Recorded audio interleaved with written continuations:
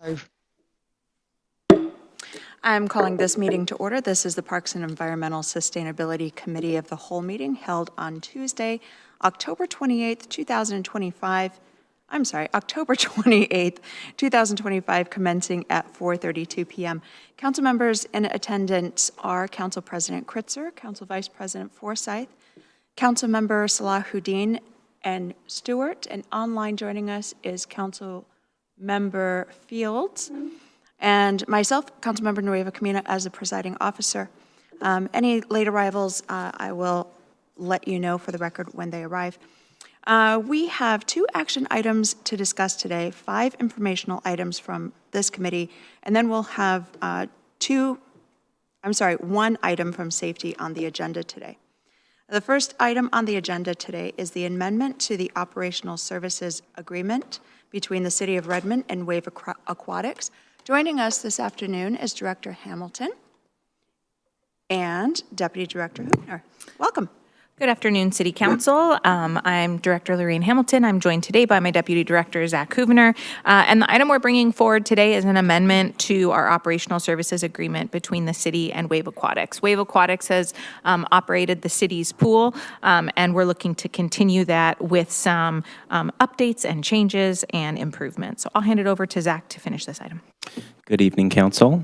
As Lorraine mentioned, we're looking to exercise the final renewal option from the 2020 Operational Services Agreement, extending Wave Aquatics management of the Redmond Pool for 5 years. This amendment strengthens our 15-year partnership by enhancing community access, updating operational standards, and modernizing compliance requirements to better serve our community. This has been a collaborative process. This amendment represents a collaborative effort between the City of Redmond staff, Wave Aquatics staff, the outgoing interim executive director from Wave, and the newly appointed executive director. His name is Dave Glenn. In addition to the Wave Aquatics board leadership through multiple meetings, communications, and check-ins. This agreement has been reviewed by our legal and risk teams. Both parties recognize that the original 2020 agreement lacks specificity, causing unintended operational challenges. Some of those high-level improvements that we addressed through this amendment include formalized resident priority and community access that was not explicitly detailed in the original 2020 operating agreement, establishing clear customer service standards aligned with city expectations, and created accountability through enhanced reporting requirements for data-informed decision-making. Some of the key negotiated terms include dedicated city programming. So we have put in 200 hours of guarded pool time annually for city programming, a 100% increase from the previous agreement. That includes an additional 3 hours weekly during the summer surge, June through August, for 6 hours total weekly during that time frame. We also address resident priority. So in all other registration windows for Redmond recreation programs, we offer Redmond residents that live in 98052 or work in 98052 early access. This agreement also requires Wave to hit that same mark for 98052 when signing up for programs. We also identified a peak hours definition, Monday through Friday, 8 to 11 a.m. and 3 to 8 p.m., Saturdays 8 a.m. to 4 p.m., and Sundays 9 a.m. to 3:30. We also have peak hours protection for community-based programming, which would include a minimum of 55% of all operational hours reserved for programs such as water safety and drowning prevention, learn to swim, swim lessons, aquatic instruction, adult and senior aquatic fitness, therapy, masters, and recreational programs, lap swimming, family swim, as well as open and recreational swimming, and lastly, adaptive and inclusionary or therapeutic programs. Community-based programming excludes facility rentals, competitive swim, dive, team practices and meets, school district use, as well as private lessons or programs restricted to specific organizations. Additional enhancements include fee assistance administration that will be aligned with city processes, improving highlighting operational and maintenance responsibilities. And in closing, staff recommends placing this amendment on the November 18th consent calendar for approval. At this time, we'd be happy to answer any questions. Yes, sorry, I missed customer service expectations. Throughout the years, we have had some concerns throughout the community on customer service standards, and so through this agreement, we've worked with Wave Aquatics leadership as well as our own city customer service standards, and we'll be offering twice annual customer service training for Wave Aquatics, as well as providing them with our standardized policies and procedures regarding citywide customer service. Wonderful. Sounds like a win for Redmond there. Council, do you have any questions? I'm sorry, before I do that, let the record show that Councilmember Anderson has joined us. And with that, do you have questions or concerns? Online, we've got Councilmember Fields and then Council President Gritzer. Yes, I want to express my appreciation for the changes that you made. I think it was maybe 2 or 3 years ago when I received a number of emails about the service and the availability to actually beat some of the the teams in the wave aquatics that were sort of jumping ahead in line. And it sounds like you really dealt with that. And also at the time, I think I talked with Director Hamilton. I went over there personally a couple of times after getting those emails and felt like the service level was really not welcoming. And I felt actually left and decided not to go back to my own pool in my own neighborhood. I have not been back since, but I plan to go, and I appreciate the work that you've put into this, and I will be supporting it. Wonderful. Thank you. Council President Kritzer. Thank you, and thank you for the work on this. I also hear a lot from residents about the pool, especially since we invested so much in renovating it. But then, since we aren't operating it, we get feedback. But oftentimes, it's really to wave aquatics. In particular, I think around swim lessons, I hear a lot about. I've actually never been able to get in on time to get a swim lesson for my kids, and I hear that from other parents a lot of frustrations. So I love the idea of being able, first of all, to be able to get the priority for the Redmond residents. Curious, do you think as part of this agreement, are we going to see an increase in the amount of swim lessons available, or is it more just giving some of that period for sign up for residents? I don't necessarily think that there's going to be an increase in the availability of swim lessons. However, I think that the swim lessons will be prioritized to Redmond residents first, and then any additional times will open up to non-residents after that fact. I know that we have been working hand in hand with Wave Aquatics staff and leadership over the years to understand some of their pain points with offering swim lessons, and I know that they've done some operational things over the past several months that hopefully has made it easier. One of the things that we all have, I think everyone acknowledges, is the lack of pools on the east side, and so trying to fit in all sorts of different programming, I think it's a balancing act. Yeah, and if I may, that's kind of what I was going to say to Deputy Director, is that just for the size of community that we have, frankly, the pool is just not going to be able to meet every person's need. And that's going to be a continued challenge that we hear from our community about. And so we're hopeful that these improvements will help prioritize for our residents. And, you know, the swim teams that Wave Aquatics operates, a lot of those are our local kids who are swimming on their teams and participating in their diving programs. And so we are really excited that they get to, you know, call our pool their home. And we're excited to see that expanded access. We're excited to see the prioritization, the fee assistance, and all of those things expand. But I don't anticipate this fixing all of these tension points that we have, simply because the size of pool for the size of community that we've become, only half of that pool can really be used for lessons, particularly those learn to swim lessons because of the depth. So I think we're just going to continue to find some of those tension points until we, as a greater east side, greater region, figure out some solutions to long-term pool infrastructure. Thank you so much, and I'll just note my appreciation for the work to figure out how can we work best with the situation that we have. And as you noted, that we'll be getting more kind of frequent reporting, and I saw some of the additional reporting requirements there, especially around like usage of the pool. Would love to be able to see that come back to council on a periodic basis, or be able to get an update on kind of how the changes have actually made any difference in terms of what we're seeing in usage.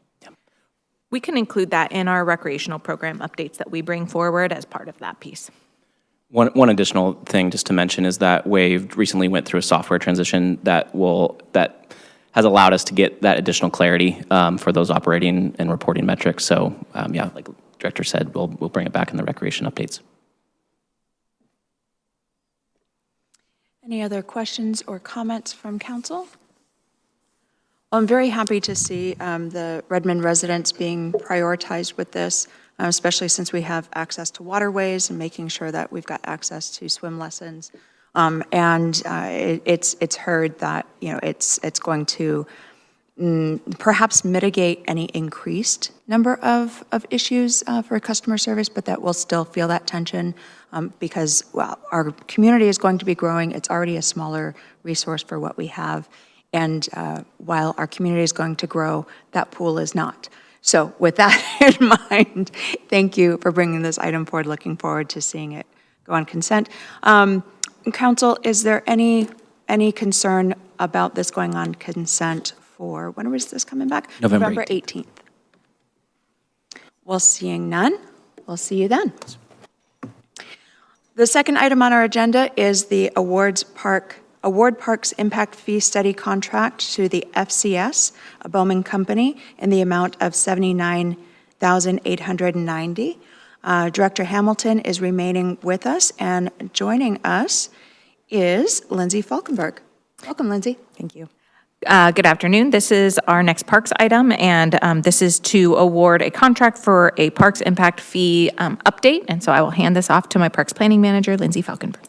Hello, City Council and Council President Kritzer. My name is Lindsay Falkenberg. I'm the Parks Planning Manager for the City of Redmond. And Parks is seeking to undertake an impact fee study in order to update our park impact fees. The last update to our park impact fees took place in 2017, so it's been a minute. And the existing methodology needs to be reevaluated to ensure that it remains consistent with best practices, anticipated growth patterns, and park system usage. We're looking to contract with the FCS Bowman Company on this project, and we're seeking your approval on a contract in the amount of $79,890.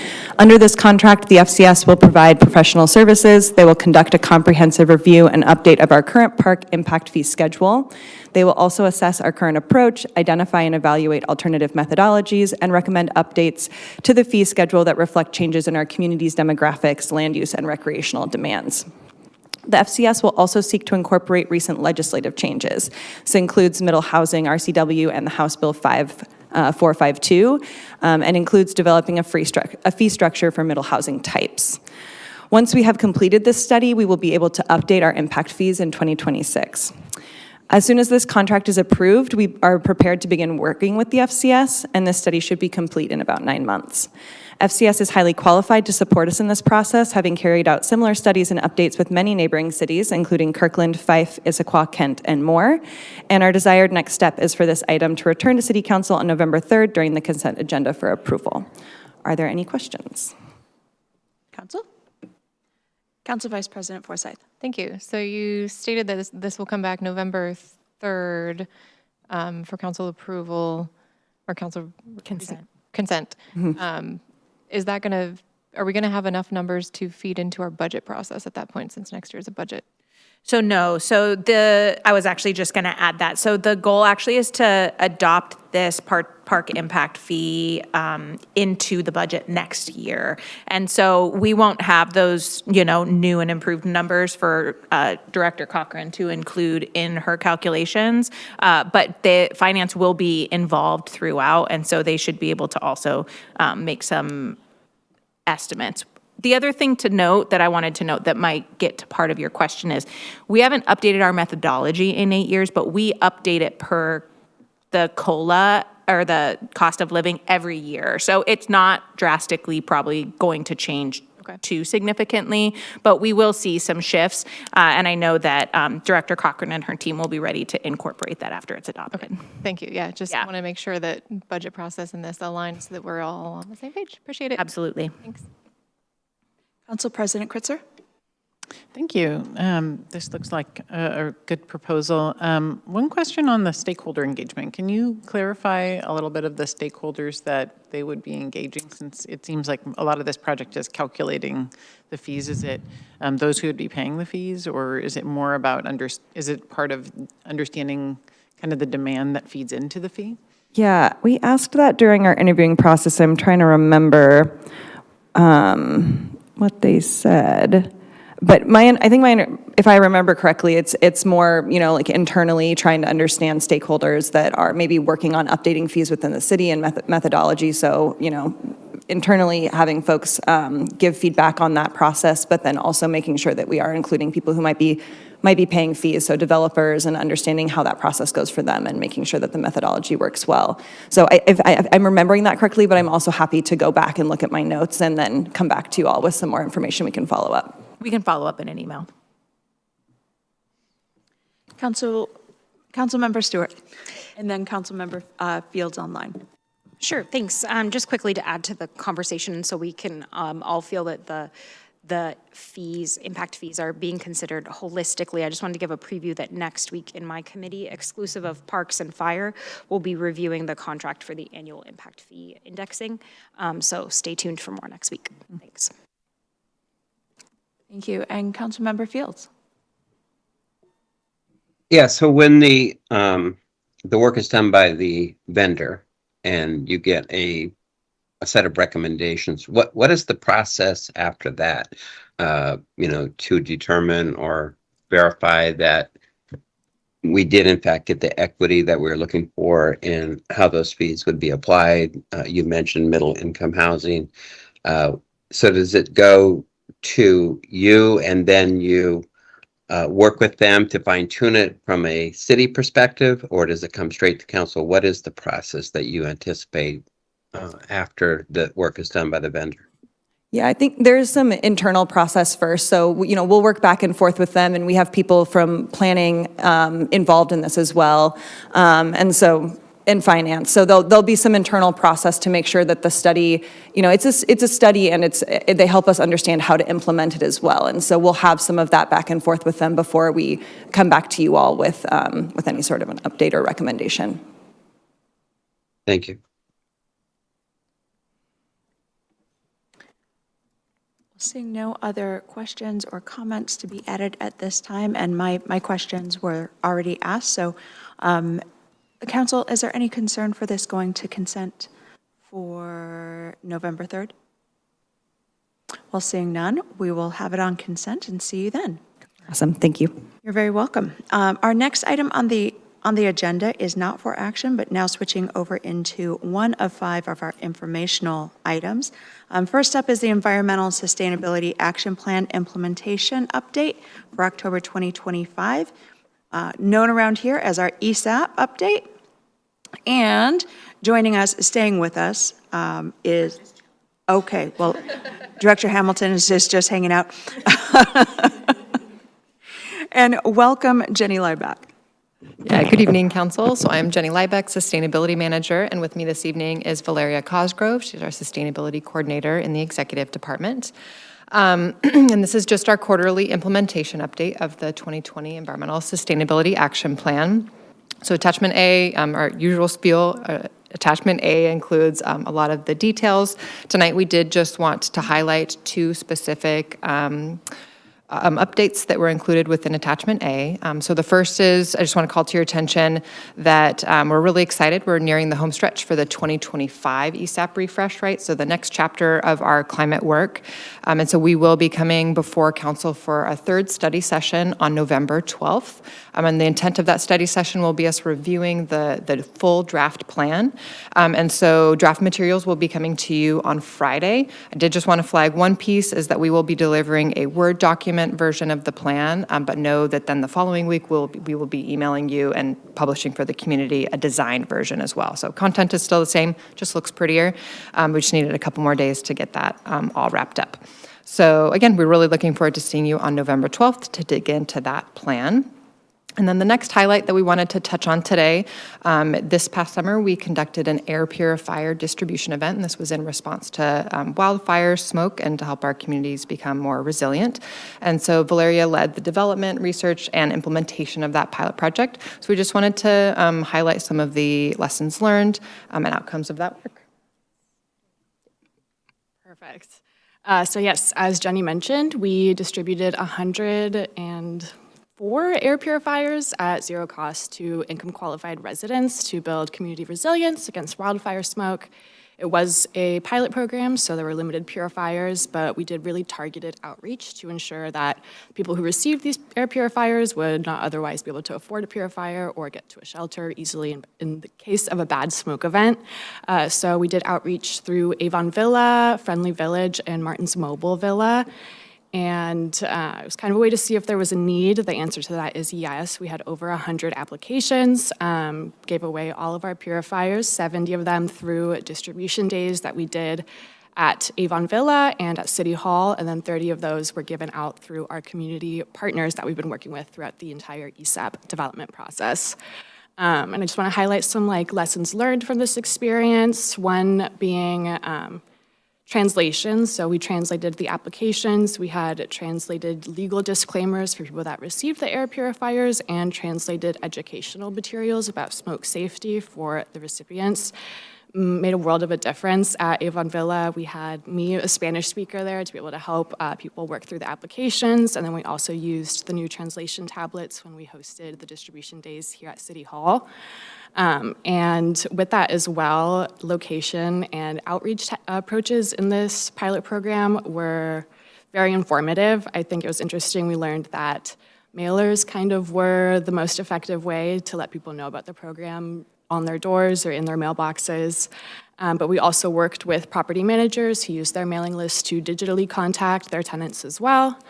And also location. So when we did our distribution at Avon Villa, where people were already living in their neighborhoods, we had a lot more people come and sign up on the spot, and were interested and more open to receiving an air purifier versus doing it at here more centrally. It was more just the people that had already applied and were notified.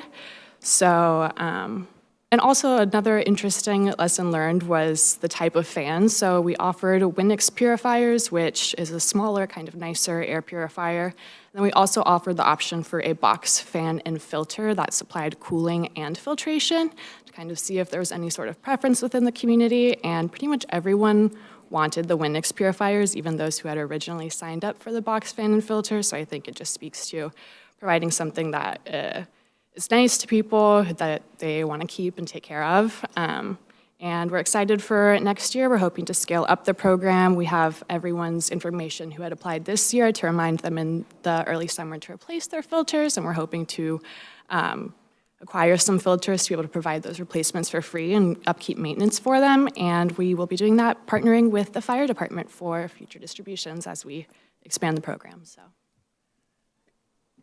Thanks so much, Valeria. Yeah, so that is all we had for our informational update today, but happy to answer any questions. Council Member Stewart.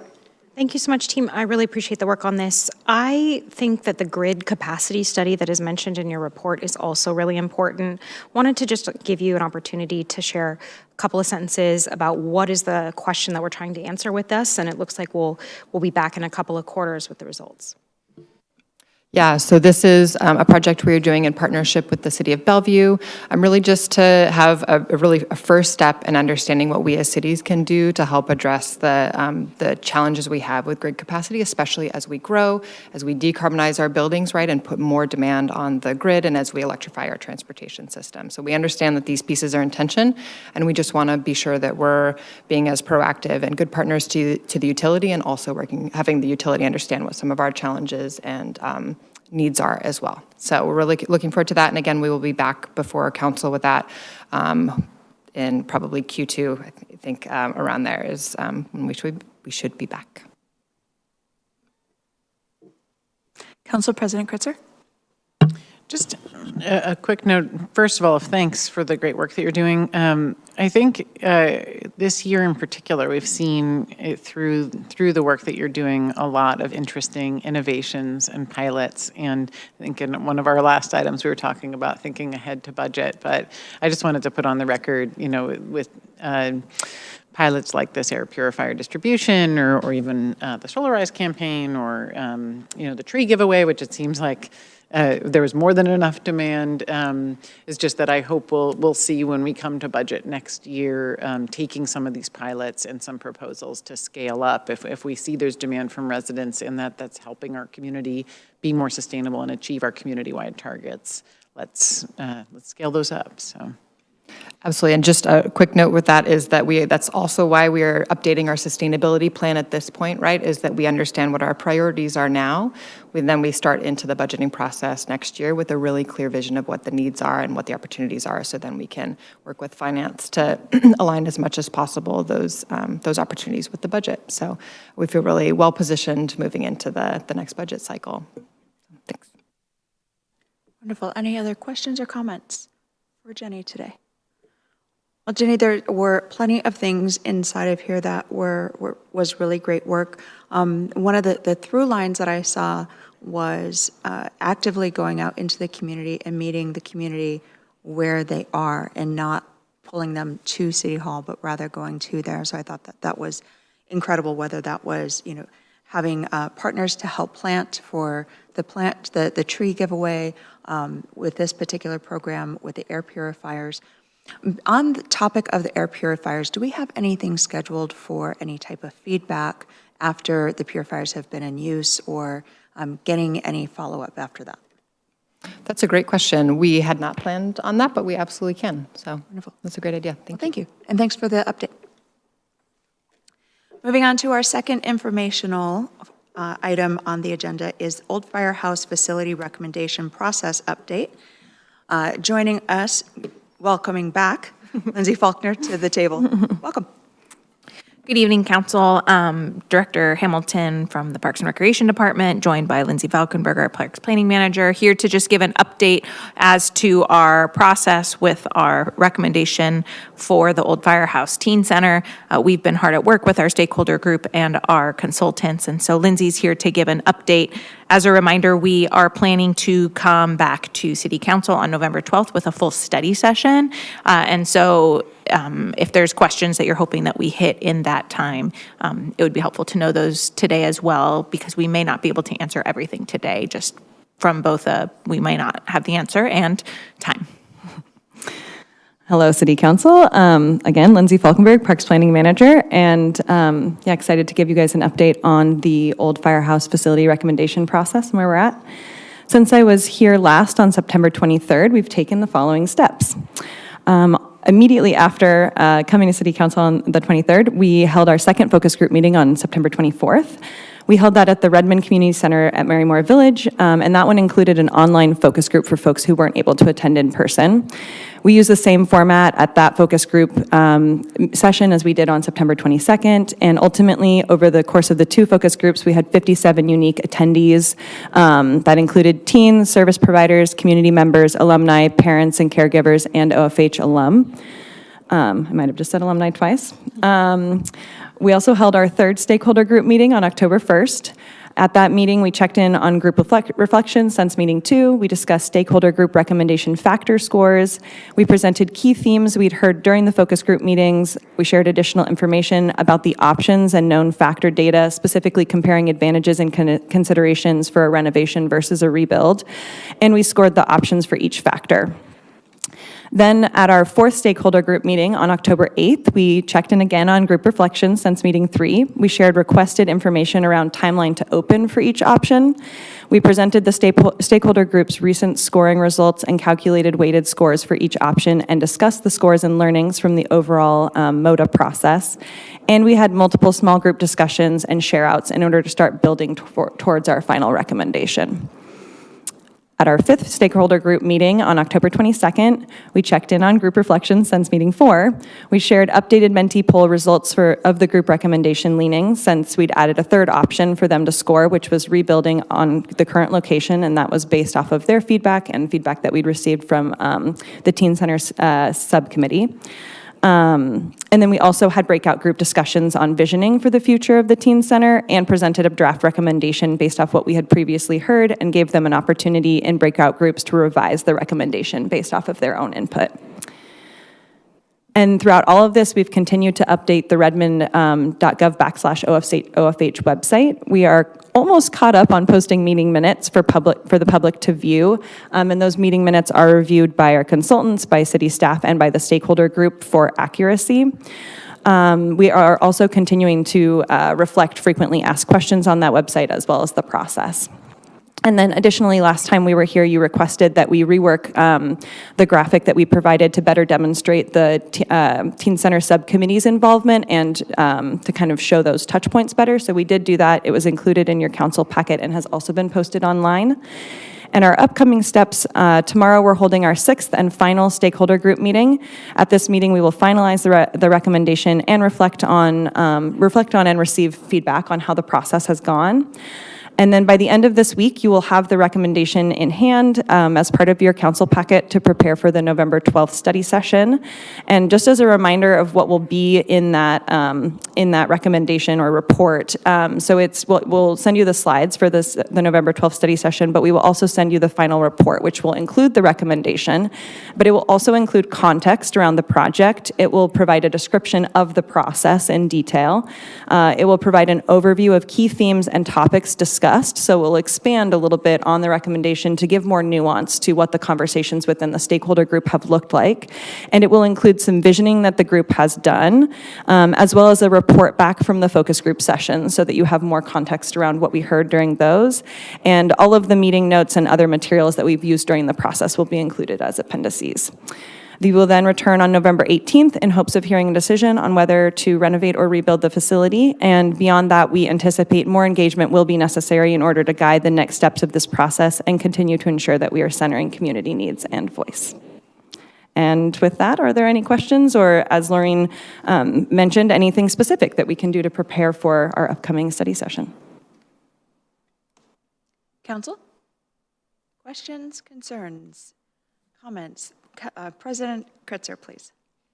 Thank you so much. And thank you to you and the staff for your hard work on this, to the facilitators and to the stakeholders and everyone who attended the focus groups. There's been a ton of really great input and conversation. It's been a real privilege to get to observe those meetings. And I did want to let the council know that the subcommittee has been meeting, even though we have been in that observational role during the stakeholder group, we've met then with Director Hamilton in between those groups to share feedback that can be sent to the facilitator and to help to guide to make sure that we'll hopefully get a recommendation from from the stakeholder group that will help the council to make the ultimate decision. So just wanted to kind of to share that and hopefully to also share what we're hearing as reflections as we're talking to members of the stakeholder group, residents, and to kind of feed that into the process. So just wanted to note that. And also just in terms of process, we will have this study session coming up in November, and I don't want everyone to feel that we have to rush to a decision. I think the goal is that we make a decision this year, so that way the staff can move forward with knowing specifically on renovate versus rebuild, specifically to know what to do with the building in the winter time. But as council leadership, we have made sure that we have time into December if we need to add additional discussion time or decision time on this. Although hopefully we'll see a great recommendation and be able to come to some conclusion in short order. So thanks. Council Vice President Forsyth. Thank you. So I started listening to a really interesting podcast that I think Councilmember Nueva Camino let me know about, which is called Let the Kids Dance. And it goes into the history of Seattle and banning kids from going to ages venues. And I believe that's part of where this venue came from. I'm not yet to the Redmond episode, but it got me thinking that it would be really interesting to see over the years what our attendance rates have looked like from, say, our inception, if we have that data, just to help us also inform the conversation that we're about to have in the coming months. And I encourage everyone to check out the podcast because it's absolutely fascinating. Thank you. And yeah, we're happy to come back with some more information during the study session, see what we can do. And next question will go to Councilmember Fields online. Thank you. Yeah, so when we had the subcommittee meeting last week, whenever, there was a couple of things talked about. One, Council President referred to that we may need more than one study session to go through all this information. The other was the value or the potential value of a minority report coming out of the not the subcommittee, but from the stakeholder group. You sort of hinted in your presentation that there would be a full set of information, but you didn't quite address that issue. Have we moved one way or another on whether if the stakeholder group is split to some level of significance on the recommendation, will there be a minority report coming out of the stakeholder group?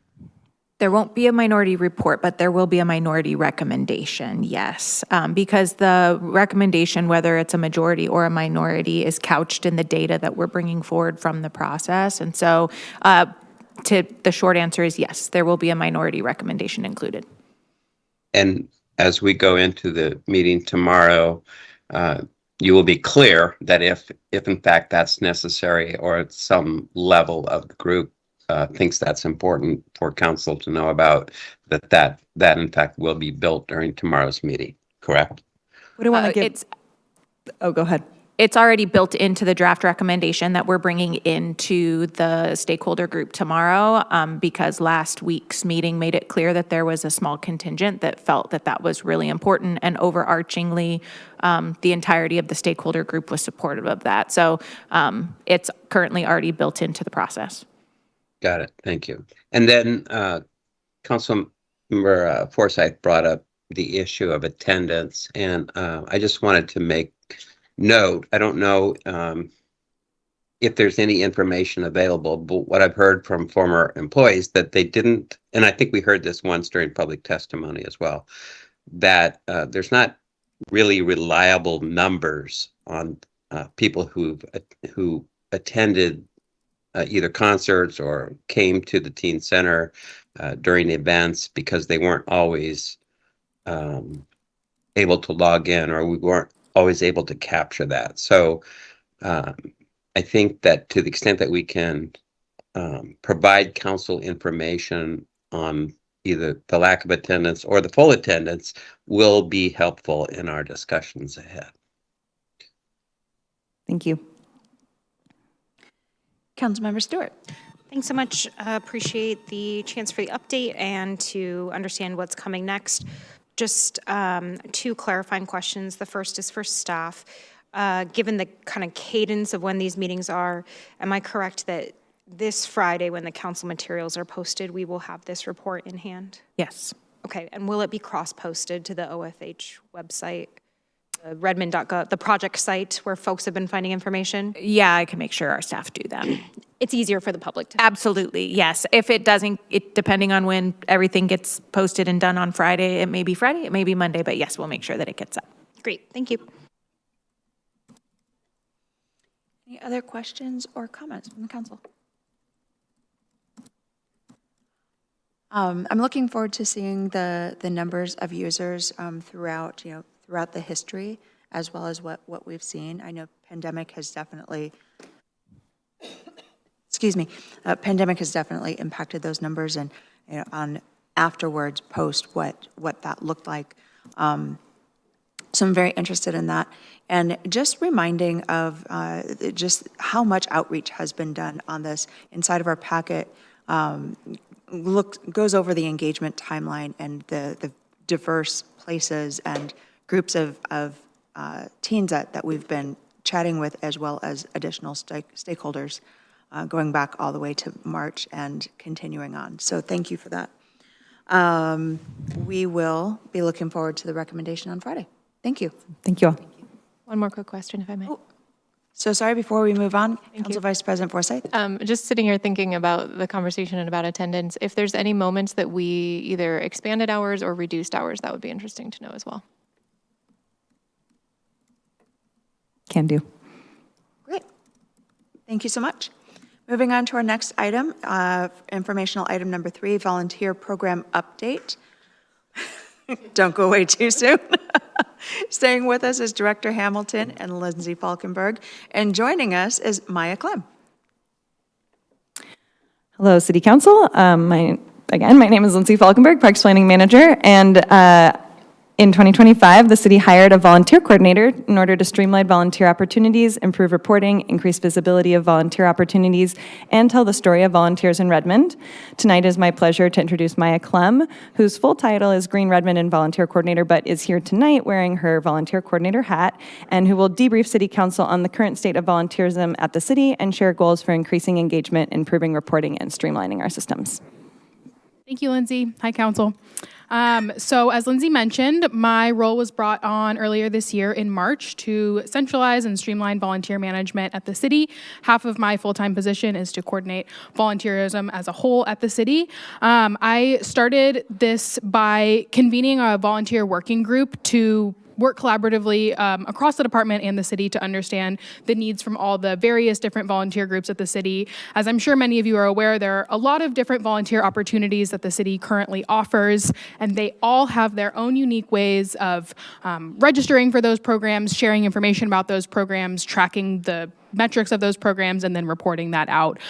So I first wanted to learn from all of those programs before I started making any recommendations, to hear from staff what is working, what isn't working from all of those various different programs. So over the last 6 or so months, I met with all of those groups and then convened a quarterly working group to hear from all of them and continue working on streamlining that. I then started to research and develop volunteer management softwares with the goal of launching a software after doing all of that research next year. We currently have a couple of different softwares that we're using at the city. And again, we have many different programs that are doing all sorts of different methodologies across how they're recruiting and tracking those programs. So we want to centralize that so that it's a lot more clear for all the volunteers how they can get involved in all of these various programs. So we researched, I heard from that working group and then did a bunch of research to understand what program will be best for our needs at the city. And I believe that we have found one. It's going through the approval process right now. That program is called Volunteer Matters, and it will meet a bunch of the different needs that I heard from the folks in that working group. The goal is to launch it internally in Q1 next year to be able to train staff and get all of our programs posted on that platform before we launch it to the public in Q2 of 2026. As you all know, there's a really big appetite for volunteer work here in the city. We have seen that pretty much all of our events fill up, our programs fill up. We have wait lists for programs. I get emails all the time from folks who are upset that events are full and they want to know how they can join.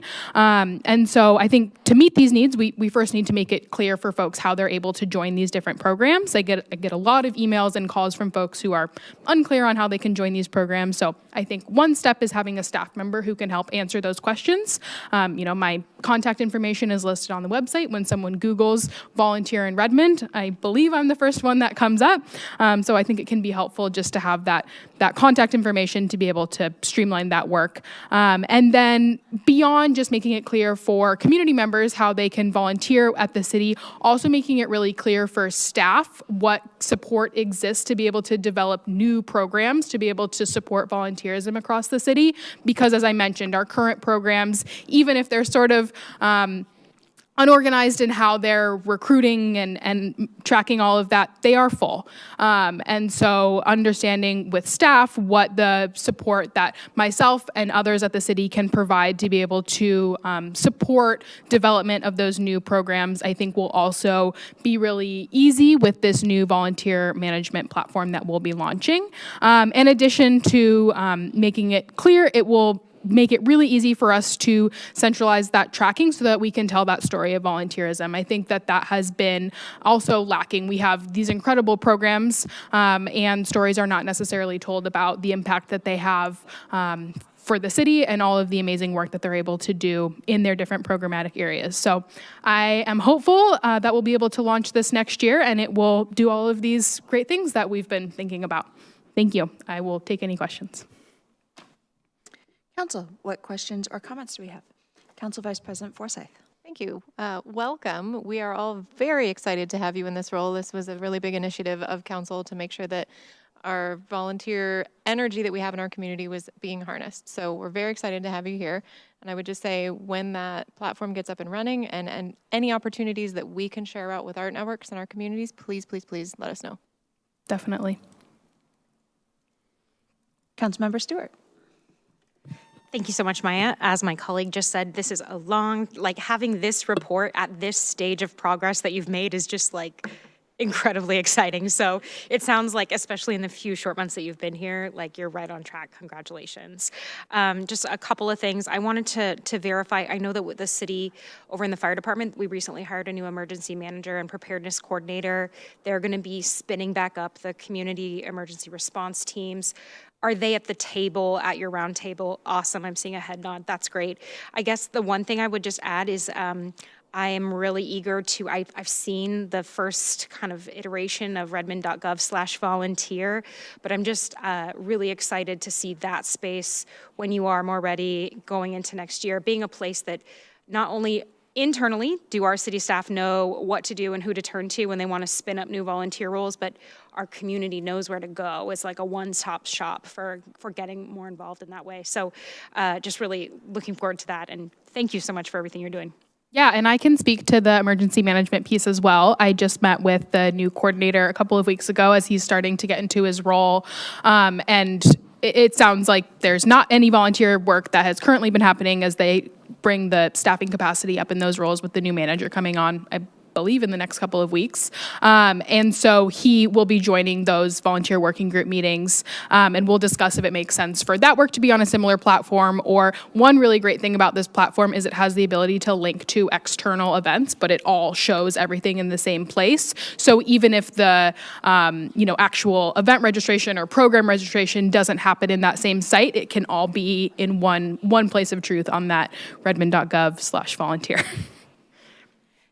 If I may add in really quickly as well to that, just to kind of ground us all in the same place. Police and fire do still manage their volunteer programs separately. So Maya is making sure that they're looped in and there's a lot of great conversation. But just for any of the listening public, and also just a reminder to those of us here in the room that police and fire do still coordinate a lot of their volunteerism separately from many of the other departments. But Maya's doing a great job of making sure that everyone who wants to be in the room to have those conversations is there. Council President Kritzer. Thanks so much for this work. Really excited about the new software and platform.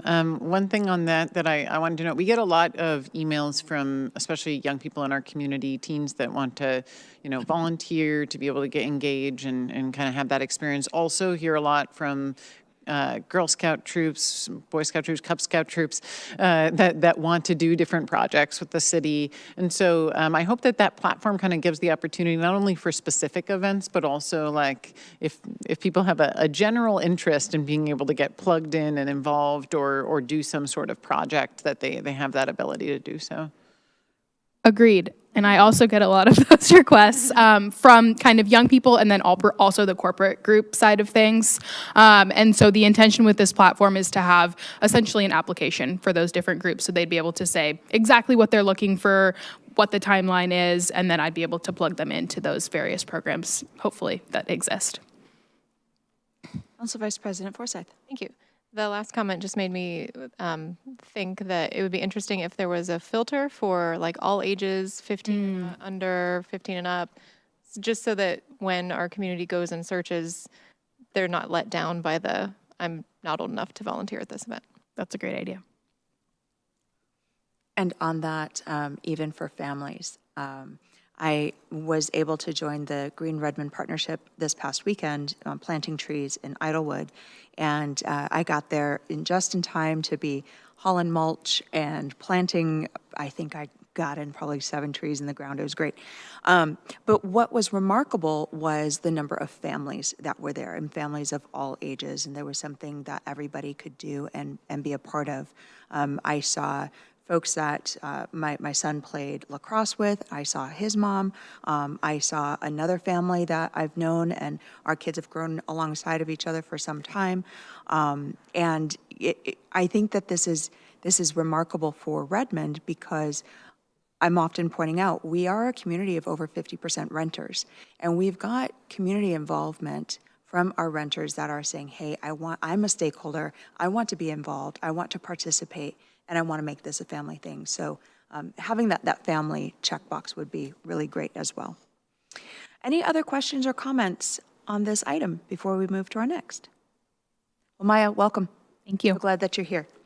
Moving on to our next agenda item is, okay, the next two are going to be the same staff. So this is going to be number 4 is the events recap for 2025. We're going to welcome up, I see Deputy Director Hoovner is staying seated, so he's not going to join us. Brittany Pratt is going to be joining us, and she's got friends coming along as well. Welcome, Brittany. Yeah. And Director Hamilton is staying with us.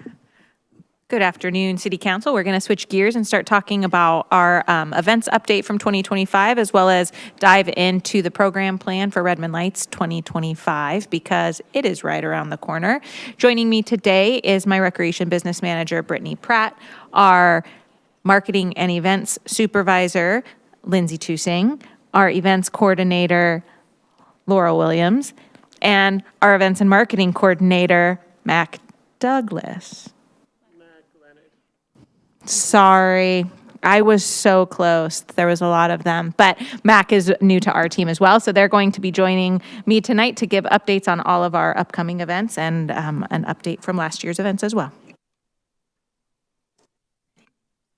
Thank you. I'm Laurel, Program Event Coordinator with the City of Redmond, and I'm going to start off with a preview of Redmond Lights 2025. So this year's month-long celebration will start on December 6th and go until January 5th. As usual, we will have light installations and temporary public art at Downtown Park, and we're excited to share that this year we're going to be activating Astaire Park as well, which is really cool. I did some research on the history behind Astaire Park, and it seems that this is a great time to activate it with Redmond Lights. So on the first day, we'll kick things off with an event from 4 to 8 at Downtown Park. We're going to bring back a lot of the annual favorite activities, such as the Kids Light Fashion Show, the Family Light Promenade, and the live performances, as well as the activity booths hosted by local businesses and community organizations. As usual, we, with our signature events, we really want to make sure that whenever or whoever comes to our event, they see themselves represented and the event is accessible to them. So all elements of Redmond Lights are going to be 100% free, including giveaway items this year. And we've also made sure that our performances and the community booths that will be there are culturally diverse, and also that all ages are going to be represented. So, and of course, the event will be accessible to people of different mobility needs. We will be partnering with Microsoft again this year to make sure that people have transportation to accessible parking. And yeah, so far in terms of outreach, back in August, September, we started reaching out to different businesses and organizations on how that they can get involved. And then this month is when we are going to start doing outreach to local residents and attendees. We have some plans to raise awareness via banners and posters, postcards, and of course, digital communications such as social media and newsletters, videos, a website, and more. We really want to make sure that everybody is aware of this event because one of the goals is to build community, and not only that, but to keep those connections going long past the event, not only with residents, but residents, local businesses, community orgs, tourists, really bringing everybody together. So far, the estimated cost is $135,000. Budget-wise, we are looking pretty good, even with the activation at Astaire Park, because we had a pretty successful Derby days this year, and we were able to use some of that rollover budget and put it back into Redmond Lights. And we're also very grateful for the LTEC grant. Sponsorships continue to come in, and so far we're at around $68,000 in sponsorships. So, with that being said, I would love to talk about a few changes that you might be able to anticipate at Redmond Lights this year. One, we're working with purchasing to update a contract with Redmond Town Center to make sure that we can continue partnering with them while also meeting our insurance requirements and making sure that both us and RTC are properly covered. And then we're also looking at ways to make Cleveland remain accessible to residents and business owners and how to do that safely. So I've been working really closely with the Public Works Department and seeing how we can get creative with our new Meridian barriers to say, hey, how can we make this event safe for pedestrians while also not blocking off parking access to the residents and business owners that live there, because that's one of the largest pieces of feedback that we get every year, and we understand. So we're going to see if we can do what we can. And we will also be doing the pre-event workshops again this year in partnership with the Redmond Library. So at the Redmond Senior Community Center, there's going to be 2 free pre-event workshops where kids and then 1 for adults can come and dress up their outfits in LED accessories and flair, completely free. And we will be co-promoting our kids zone. So if adults want to come but they don't have childcare, we're going to let them know that we have childcare available. So we're very excited for those updates. Any questions about Redmond Lights? Councilmember Stewart. Thanks so much, Laurel. Appreciate the update. I have a couple of questions about the Astera Park activations. I'm very excited. My first question is, like, how will people know? It sounds like I didn't hear that there'll be some event to also open up that space. So if there is, I'd love to hear about it. And also, how many installations are we going to have up in Astera Park? We're kind of all familiar with the dozen or so that end up in downtown Park. How many are we expecting up there? Yes, so in all of our outreach communications, we are going to be including something along the lines of, and new this year, Astera Park. Not only in print ads, but also social media and on our website as well. And the reason why we don't have event elements this year is just because we want to make sure that budget-wise, it's hard to predict how much it's going to cost, and we want to make sure that we are using those funds responsibly. So this year, we know for sure we'll be able to do the light and the art within budget with the staff that we have. And then based off the numbers we get back, we'll see if maybe in the future we can grow to having event elements there as well. And then, sorry, what was your second question? Did you have a second one? How many installations will be in Astera Park versus the larger downtown park? Yeah, so there will be holiday lighting bordering Astera Park and the trees and the shrubage, and then in the art, there will be 3 temporary public art installations, but they're not like single units. Like they have, 2 of them have multiple pieces to them, and they're 2 of my personal, I'm very excited to see them come to life. So even though it sounds small with 3, it's just not one installation. It has multiple pieces to 2 of the pieces. Wonderful. Well, thank you. And I very much understand the scaling up of additional spaces. Maybe we can make a social media moment of plugging in the new installation and lighting up the neighborhood for the first time with a city signature event. It's kind of a big deal, so I really appreciate it. Thanks. Yes. Wonderful. Any other questions or comments from council at this time? Seeing none, quick question on my part is if we are going to be doing any partnerships with hotels around Redmond Lights. Yes, so we will be promoting local hotels and encouraging people to make a weekend of it by staying. And then I know that the planning team is going to have an event on Friday, a World Cup activation event on Friday, and they will be promoting Redmond Lights then. And in addition to that, I have been working with I've reached out to Experience Redmond to see what it would look like if we were to do a block of rooms or other new ways we might be able to partner this year. Wonderful, great. Moving on to our next item is the events, permits, and Derby Days recap 2025. And everybody's staying here at the table. Awesome, thank you. So I'm going to cover our Derby Days recap. So Derby Days is our annual summer festival here at Redmond. It's also our largest city signature event. This year's event had a lot of the annual favorite event elements, such as the carnival, food vendors, a craft fair, live performances, and we also had the drone show as well as the parades. And we did add in a few new elements this year. We had 2 cooling centers and then a bubble or foam party. And those weren't random. We wanted to add in some elements this year that would offer a cooling feature to the event. And those successfully met that goal for us. This year, going into Derby Days, we re-looked at our event goals to make sure that they were in alignment with the park plan, as well as to optimize the safety and experience of all event attendees and our partnering organizations. The event goals this year, 1, to build strong event communities by bringing people together and also promoting ways for them to stay connected beyond the event.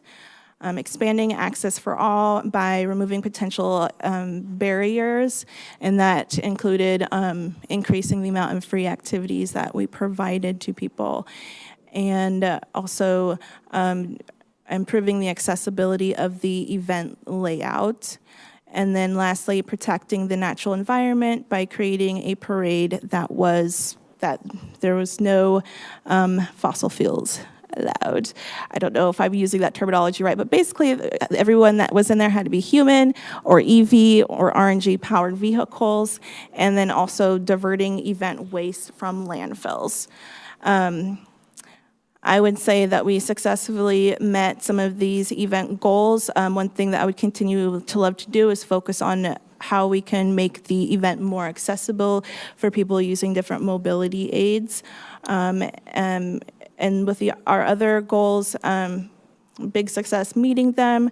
We estimate that over 35,000 people were in attendance. Over 500 people participated in the Kids Bike Parade. And 88.8% of attendees stated that they're likely or very likely to attend again, which was a slight increase from last year.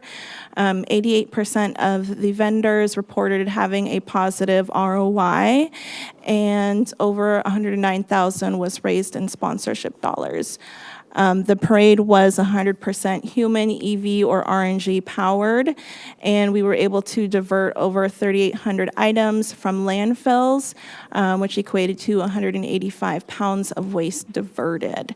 So overall, I felt like Derby Days was a huge success this year, and we're excited to see what's to come for next year. Questions or comments from council? Councilmember Stewart. Thanks so much. Love Derby Days as always. It's always a huge hit. We saw already in the LTAC recommendations that there is a partner who's going to help us bring a bike race back to town. We're very excited about that. I will actually just use my time to talk about the parade. I think several of us have had the conversation after this last experience. Maybe there's a optimistic metric on here, but I think that we could double the size of the crowd in the parade, at least in terms of curb space we have available for people to come to a parade they really want to come to.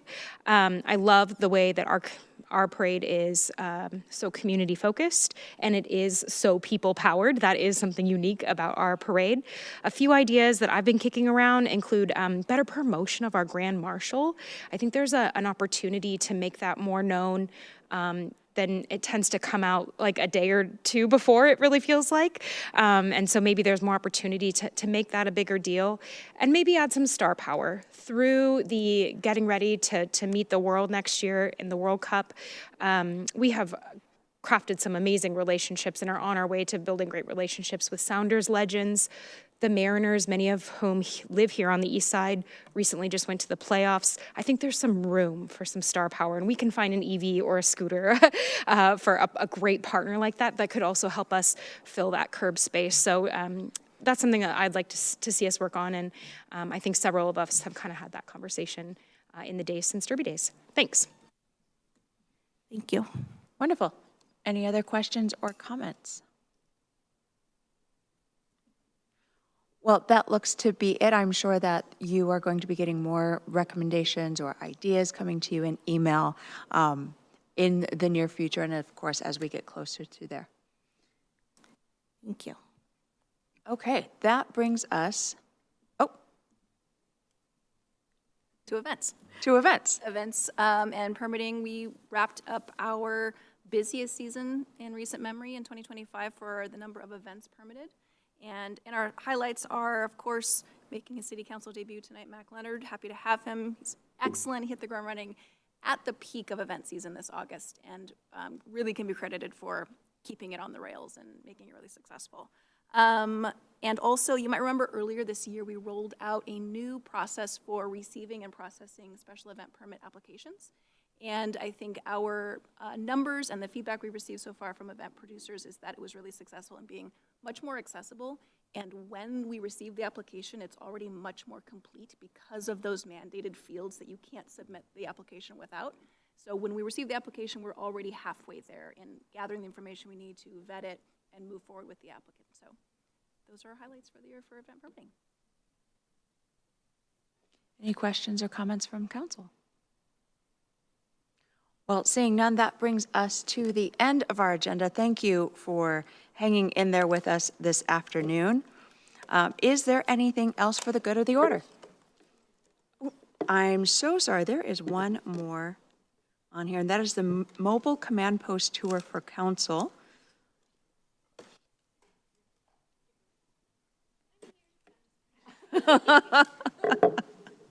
And coming over and joining us this evening is our police department, Redmond Police, Chief Lowe. Welcome, Chief. Thank you. So it is actually a tour. So the new mobile command post was delivered yesterday. So we've set up out in the parking lot for council to have a tour and walkthrough of the new asset. Wonderful. Well, let us gather our things and go. And then from Council President Kritzer, did you have a comment? Okay. Well, then after concluding that tour, then we will be adjourned from there. Seeing no other questions, no other comments, let's head outside.